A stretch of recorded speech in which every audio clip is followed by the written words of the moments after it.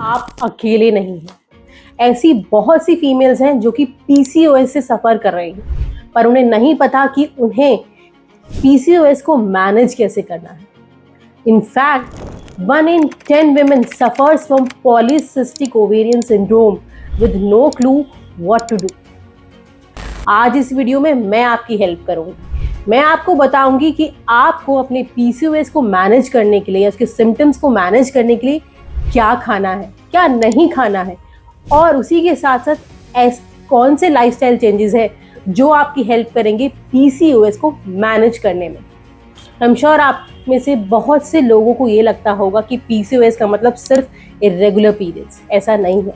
PCOS एक hormone imbalance है। ये एक एंडोक्राइन डिसफंक्शन है जिसमें इंसुलिन रेजिस्टेंस जरूर होता है। अब जब इंसुलिन रेजिस्टेंस होता है, इसमें क्या होता है, आपकी जो बॉडी है वो इंसुलिन हार्मोन को अच्छे से यूज नहीं कर पाती है। अल्टीमेटली आपके ब्लड शुगर्स बढ़ते हैं और आप वेट गेन करते हैं, और इसी के साथ साथ hair thinning, acne, lethargic necks, ये सभी प्रोमिनेंट सिम्टम्स हैं पीसीओएस के। Around 10% of the female in their reproductive age suffers from PCOS, और डॉक्टर्स इसका सोल्यूशन क्या देते हैं? बर्थ कंट्रोल पिल्स, जो कि आपके सिर्फ सिम्टम्स को सप्रेस कर सकते हैं, या फिर मैं कहूँ कि एंड्रोजन लेवल्स को सप्रेस कर सकते हैं, but this is not a cure. अगर आप पीसीओएस को क्योर करना चाहते हैं या उसको मैनेज करना चाहते हैं, then I have a good news for you. आप पीसीओएस को मैनेज कर सकते हैं एक अच्छे लाइफस्टाइल से, एक अच्छी स्लीप हाइजीन से, और साथ ही साथ अपने स्ट्रेस को मैनेज करके, जिसमें आपकी हेल्प आज मैं करूँगी। तो जैसे कि मैंने कहा, डाइट मैनेजमेंट, आपकी डाइट एक बहुत इंपॉर्टेंट रोल प्ले करती है पीसीओएस को मैनेज करने में। सबसे पहले मैं आपसे शेयर करूँगी ऐसे फूड्स जिनको आपकी डाइट में इंक्लूड करना है। सबसे पहले हाई फाइबर फूड्स, जैसे कि vegetables, spinach, leafy vegetables, whole grains, cereals, ये अपनी डाइट में इंक्लूड करें। ये आपके ब्लड शुगर को स्टेबलाइज करेंगे और साथ ही साथ आपके डाइजेशन को भी एड करेंगे। आप अपनी डाइट में इंक्लूड करें लीन प्रोटीन्स, जैसे कि chicken, fish, eggs, lentils, beans, दालें, और इसी के साथ साथ लो फैट डेयरी। ये आपको प्रोटीन्स इसमें होगा, ये आपको लंबे समय तक भूख नहीं लगने देगा। ये आपकी क्रेविंग्स को बचाएगा। मतलब यूजुअली जो आपके हार्मोन्स डिसबैलेंस होते हैं या फिर आप बहुत ज़्यादा प्रोसेस्ड फूड खाते हैं, then you crave for unnecessary और अनहेल्दी फूड्स। तो अगर आपकी डाइट में प्रोटीन एक बैलेंस अमाउंट में होगा, आप लीन प्रोटीन अपनी डाइट में इंक्लूड करेंगे, तो आपको लंबे समय तक भूख नहीं लगेगी और आप मंचिंग और अननेसेसरी क्रेविंग से बचेंगे और आपके ब्लड शुगर्स भी बेटर रहेंगे।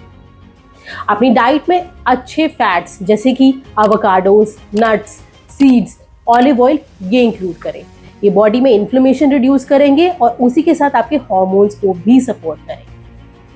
अब पीसीओएस के दौरान अक्सर बॉडी में इन्फ्लेमेशन बढ़ जाती है, इसलिए कोशिश करें कि अपनी डाइट में एंटी इन्फ्लेमेटरी फूड्स जैसे कि हल्दी, टर्मरिक, जिंजर, टमेटोस, बेरीज, ये जरूर इंक्लूड करें। ये आपकी बॉडी में इन्फ्लेमेशन को रिड्यूस करेगा। डाइट में इंक्लूड करें लो जीआई कार्ब्स, जैसे कि किनुआ, होल सीरियल्स, ओट्स, दलिया, ये अपनी डाइट में इंक्लूड करें। ये आपके डाइजेशन को सपोर्ट करेगा और साथ ही साथ इंसुलिन हार्मोन को भी सपोर्ट करेगा। आपके ब्लड शुगर स्टेबलाइज रहेंगे।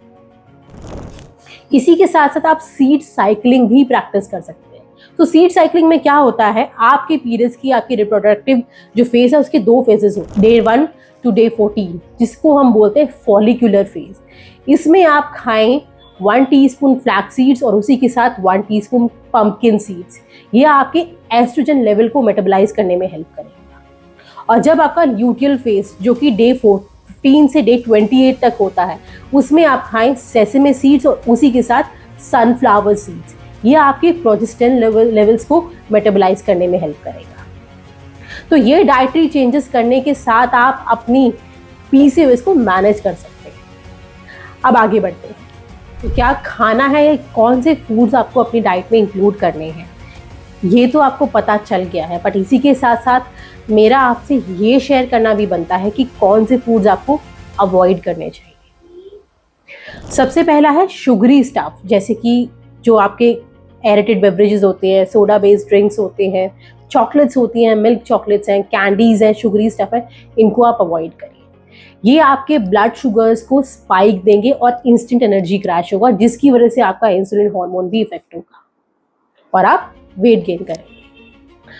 Number 2 is dairy. So dairy का जो प्रिंसिपल है वो सब पे अप्लाई नहीं होता है। बहुत से लोग ऐसे हैं जिनको अगर वो मिल्क एंड मिल्क प्रोडक्ट्स लेते हैं तो उन्हें बहुत ज़्यादा एक्ने या फिर ब्लोटिंग एक्सपीरियंस करते हैं। तो अगर आप ऐसा कुछ एक्सपीरियंस कर रहे हैं तो डेयरी का इंटेक या फिर मिल्क एंड मिल्क प्रोडक्ट का इंटेक आप कम कर सकते हैं या फिर उसे लिमिट कर सकते हैं।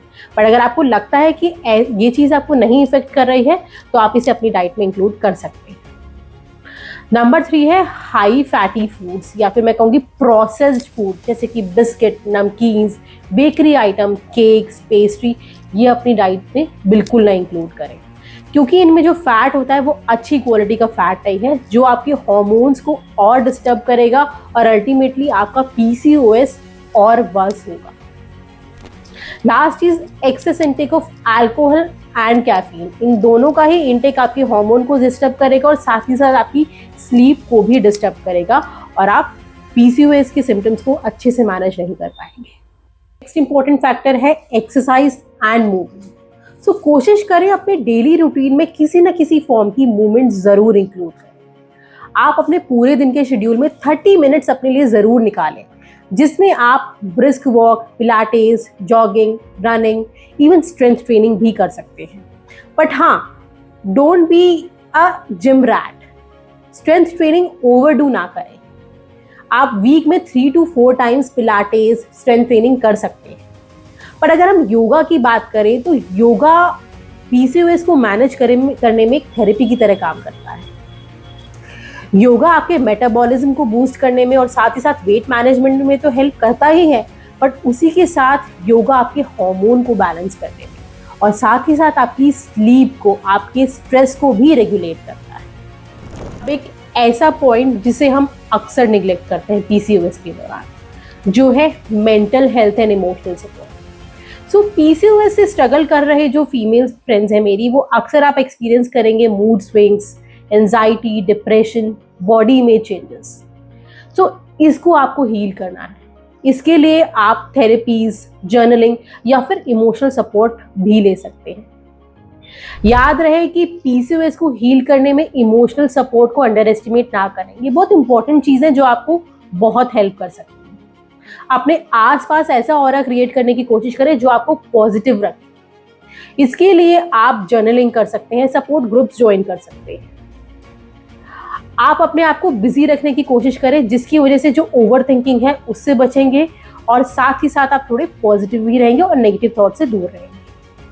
आप एक डायरी मेंटेन कर सकते हैं जिसमें आप डेली अपनी लाइफ के बारे में 2 ऐसे पॉजिटिव पॉइंट्स लिखिए, जिसकी वजह से आप पॉजिटिव फील करेंगे और एक अच्छा ऑरा आपके आसपास क्रिएट होगा। कुछ healthy tips, simple healthy tips आपके लिए जो आपको और भी हेल्प करेंगी पीसीओएस को मैनेज करने। सबसे पहला है कि अपना दिन प्लान करके चलें। सो नेक्स्ट डे आपको अपने ब्रेकफास्ट में क्या लेना है, लंच में क्या लेना है या इवनिंग स्नैक में क्या लेना है, उसको पहले से ही प्रिपेयर करके या पहले से ही उसकी प्लानिंग के साथ चलें। क्योंकि एंड टाइम के हसल बसल के चक्कर में आप कोई भी प्रोसेस फूड या ऐसी चीज़ खाएंगे जो आपके लिए हेल्दी नहीं है या फिर जो आपके पीसीओएस के सिम्टम्स को ग्रेजुअली और भी वर्स करेगा। नंबर 2 है हाइड्रेशन। कोशिश करें कि एक दिन में 2.5 to 3 litres of water consume जरूर करें, बट इसमें प्लीज आप शुगरी ड्रिंक्स किसी भी तरह की वो कंज्यूम ना करें। Number 3 is balancing your plate और बैलेंसिंग योर मील्स। कोशिश करें कि अपनी मील्स में लीन प्रोटीन्स, कॉम्प्लेक्स कार्ब्स और अच्छे फैट्स के साथ जरूर बैलेंस करें। ये आपकी ब्लड शुगर को स्टेबलाइज करेगा, आपके वेट मैनेजमेंट को सपोर्ट करेगा और साथ ही साथ आपको शुगर क्रैशेस भी नहीं होने देगा। आई होप आज मैं आपको बता पाई कि किन सिंपल चेंजेस से या किन सिंपल हैक से, किन डाइटरी चेंजेस से, किस तरह से स्ट्रेस को मैनेज करके, किस तरह से आप फिजिकल एक्टिविटी को अपनी डे टू डे रूटीन में इंक्लूड करके अपने पीसीओएस को या उसके सिम्टम्स को मैनेज कर सकते हैं इजीली और एक हेल्दी लाइफ जी सकते हैं। आई होप आपको ये वीडियो पसंद आई हो। वीडियो को लाइक करना और चैनल को सब्सक्राइब करना ना भूलें।